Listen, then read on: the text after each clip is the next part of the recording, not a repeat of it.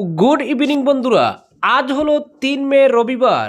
আজকের সন্ধ্যার বিশেষ বিশেষ খবর হলো দক্ষিণ করিমগঞ্জে ত্রিকোণ লড়াই ঘিরে জোর জল্পনা, ভোট গণনার আগে বাড়ছে উৎকণ্ঠা। ভোট গণনার এক রাত বাকি থাকতেই দক্ষিণ করিমগঞ্জে রাজনৈতিক আবহ ক্রমেই উত্তপ্ত হয়ে উঠছে। বিভিন্ন রাজনৈতিক দলের কর্মী সমর্থকদের মধ্যে উৎকণ্ঠা চরমে পৌঁছেছে। গণনার সময় যতই গণিয়ে আসছে ততই প্রার্থী ও সমর্থকদের মধ্যে উত্তেজনা বাড়ছে। দক্ষিণ করিমগঞ্জ বিধানসভা কেন্দ্রে এবার অগপ বিজেপি মিত্রজোটের প্রার্থী ইকবাল হোসেন, তৃণমূল কংগ্রেসের আজিজ আহমেদ খান এবং কংগ্রেসের আমিনুর রশিদ চৌধুরীর মধ্যে ত্রিকোণ লড়াইয়ের সম্ভাবনা প্রবল বলে মনে করছেন রাজনৈতিক বিশ্লেষকরা। কে জয়ী হবেন তা নিয়ে সাধারণ মানুষের মধ্যেও তীব্র কৌতূহল ও জল্পনা চলছে। হাটবাজার থেকে চায়ের দোকান, সব জায়গাতেই চলছে হিসেব নিকেশ।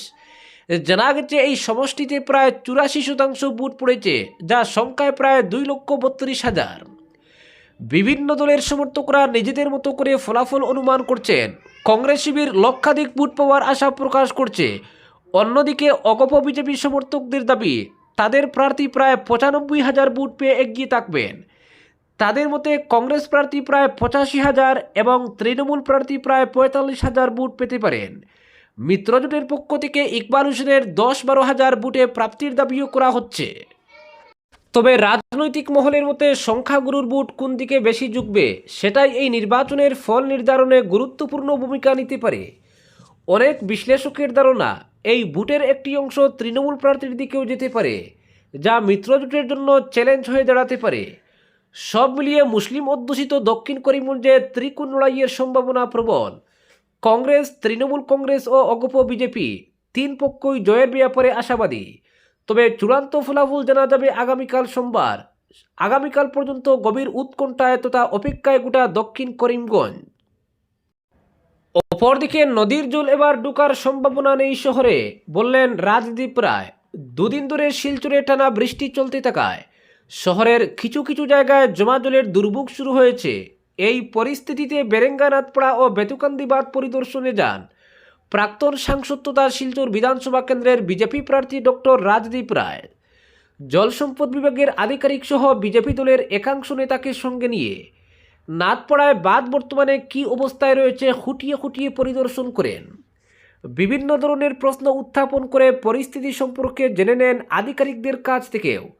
পরিদর্শনে তার সঙ্গে ছিলেন জল সম্পদ বিভাগের কাছাড়ের নির্বাহী বাস্তুকার কে জামান ও সুনাই ডিভিশনের এসডিও বদরুল হক, বিজেপির প্রাক্তন জেলা সভাপতি বিমলেন্দু রায়, শিলচর ডেভেলপমেন্ট অথরিটির প্রাক্তন চেয়ারম্যান মঞ্জুল দেব সহ আরও অনেকে।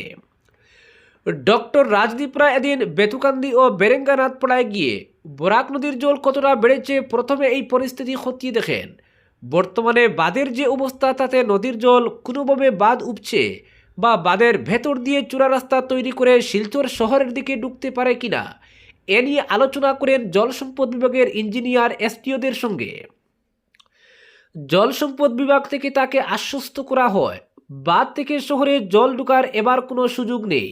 রাজ্য সরকারের দেওয়া অর্থে ইতিমধ্যে নাথপাড়ায় বাঁধের শক্তি বৃদ্ধির কাজ চলছে।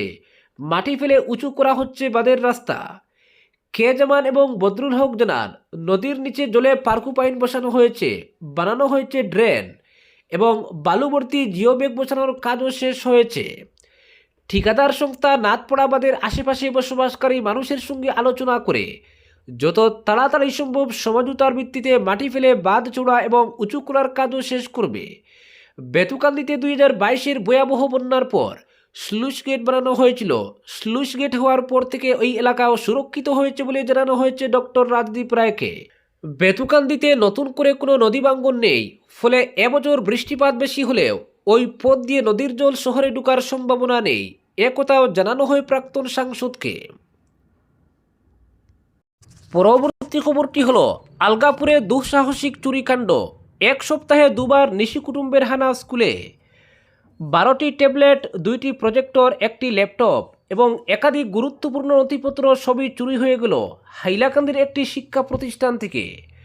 ক্রমশ জেলায় শিক্ষা প্রতিষ্ঠানগুলোকেই নিশানা করছে চুরের দল, যার জ্বলন্ত উদাহরণ আলগাপুর এলাকার এই ঘটনা। হাইলাকান্দি জেলার আলগাপুর থানার অধীন আলগাপুর পাবলিক হায়ার সেকেন্ডারি স্কুলে এই দুঃসাহসিক চুরির ঘটনা ঘটেছে। এক সপ্তাহের মধ্যেই পরপর দুবার চোরেরা এই স্কুলে হানা দেওয়ায় এলাকায় চাঞ্চল্যের সৃষ্টি হয়েছে।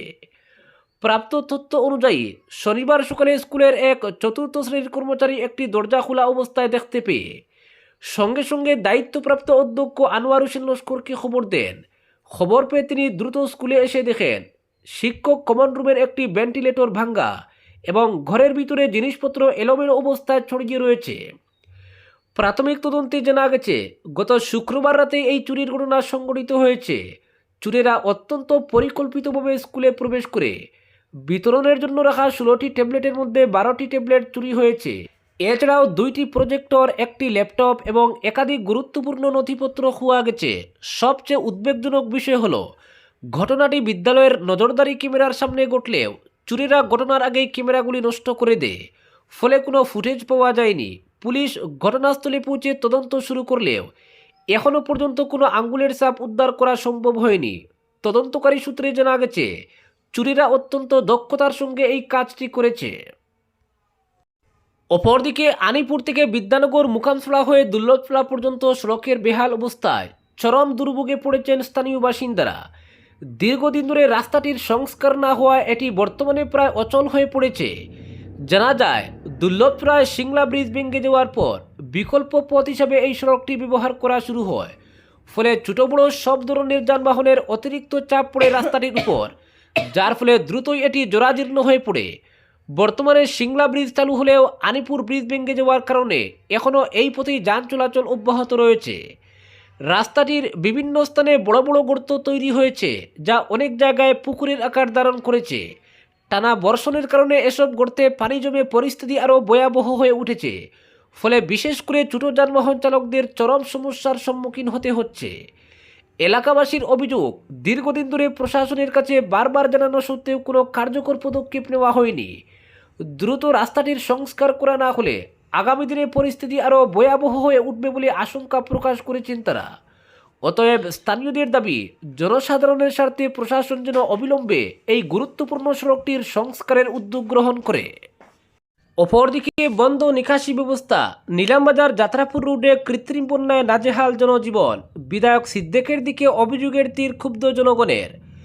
দক্ষিণ করিমগঞ্জের প্রাণকেন্দ্র নিলামবাজার যাত্রাপুর রোডের কৃত্রিম বন্যায় জনজীবন একেবারেই বিপন্ন করে তুলেছে। অভিযোগের তীর বিধায়ক সিদ্দিক আহমেদের দিকে। দীর্ঘদিন থেকে যাত্রাপুর রোডের নিকাশি ব্যবস্থা বন্ধ থাকায় কৃত্রিম বন্যায় প্রতিদিন হাজার হাজার স্কুল, কলেজ, অফিস, আদালত যাত্রী দুর্ভোগের শিকার। স্থানীয় প্রশাসন তথা জেলা কমিশনারের কাছে বারবার অভিযোগ জানানো সত্ত্বেও আজ পর্যন্ত হাল ফেরেনি। যাত্রাপুর রোডের হাল ফেরাতে নিলামবাজার জেলা পরিষদ সদস্য অভিজিৎ রায়ের কাছে বিহিত পদক্ষেপ করার জন্য অনুরোধ জানিয়েছেন ভুক্তভোগী জনসাধারণ। নিলামবাজার যাত্রাপুর রোডের পুরনো ড্রেনেজের স্বচ্ছতা নিয়ে দক্ষিণ করিমগঞ্জের বিধায়ক সিদ্দিককে দায়ী করেছেন ভুক্তভোগী জনগণ। দক্ষিণ করিমগঞ্জের যে কোনো সমস্যায় জনপ্রতিনিধি হিসেবে বিধায়ক সাধারণত সবসময় এগিয়ে থাকেন, কিন্তু নিলামবাজার যাত্রাপুর রোডের সমস্যার ক্ষেত্রে ব্যতিক্রমীভাবে বিধায়ক সিদ্দিক আহমেদ নিজের স্বার্থ সিদ্ধি, অর্থাৎ ব্যক্তিগত জমি জমা ক্রয় বিক্রয়ের জন্য মহাদেবপল্লীর দিকে নিকাশি বন্ধ করে সরকারি প্রকল্পে একটি রাস্তা নির্মাণ করায় জল নিষ্কাশনের পথ প্রায় বন্ধ হয়ে যায়। এজন্য সামান্য বৃষ্টি হলেই যাত্রাপুর রোডে অবাঞ্ছিতভাবে কৃত্রিম বন্যার সৃষ্টি হয় এবং জনগণকে নানা দুর্ভোগ পোহাতে হচ্ছে।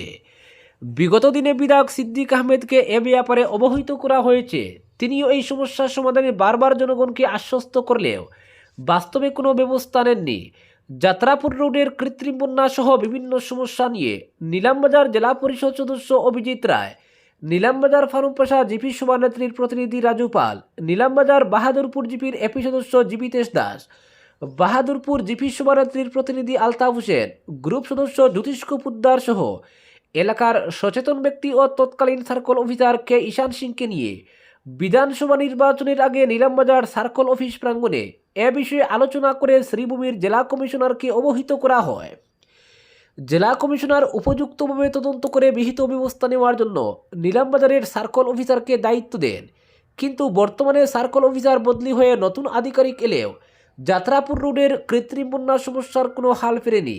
উল্লেখ্য, বিধানসভা নির্বাচনের সময় 2-3 দিনের বৃষ্টিতেই কৃত্রিম বন্যার সৃষ্টি হয়েছিল। দক্ষিণ করিমগঞ্জ কেন্দ্রের কংগ্রেস প্রার্থী আমিনুর রশিদ চৌধুরী ও তৃণমূল কংগ্রেসের প্রার্থী আজিজ আহমেদ খান দুটি মেশিন লাগিয়ে জল নিষ্কাশনের ব্যবস্থা করেছিলেন কিছুদিন আগে। ভোট শেষ হয়ে যাওয়ায় বিভিন্ন দলের প্রার্থীদের জনসেবাও আপাতত বন্ধ। ভোট গণনার পর যিনি দক্ষিণ করিমগঞ্জের বিধায়ক নির্বাচিত হবেন তিনি কতটুকু সেবা করবেন এ নিয়ে আরও কয়েকদিন অপেক্ষায় থাকতে হবে। আজকের বিশেষ বিশেষ সংবাদ এখানেই সমাপ্ত।